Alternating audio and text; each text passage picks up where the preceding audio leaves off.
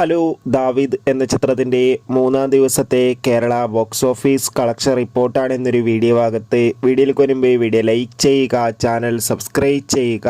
ഈ വരുന്ന മാർച്ച് മാസം അങ്ങോട്ട് ധാരാളം ചിത്രങ്ങൾ OTT റിലീസ് ചെയ്യാൻ പോവുകയാണ്.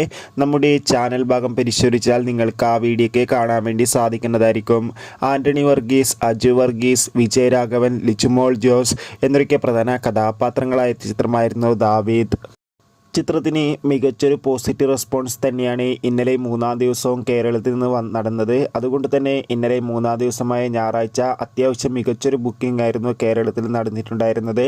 അതുകൊണ്ട് തന്നെ ഇപ്പോൾ കിട്ടുന്ന അപ്ഡേഷൻ പ്രകാരം മൂന്നാം ദിവസവും ചിത്രത്തിന് ഏകദേശം 1 കോടിക്കടുത്ത് വരെ കേരളത്തിൽ നിന്ന് കളക്ഷൻ സ്വന്തമാക്കാൻ വേണ്ടി സാധിക്കുമെന്നാണ് ട്രാക്കിംഗ് റിപ്പോർട്ടുകൾ സൂചിപ്പിക്കുന്നത്.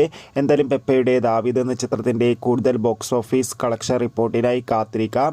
ചിത്രം കണ്ടവരുടെ അഭിപ്രായം തീർച്ചയായും കമൻറ്റ് ബോക്സിൽ രേഖപ്പെടുത്താൻ വേണ്ടി ശ്രമിക്കുക.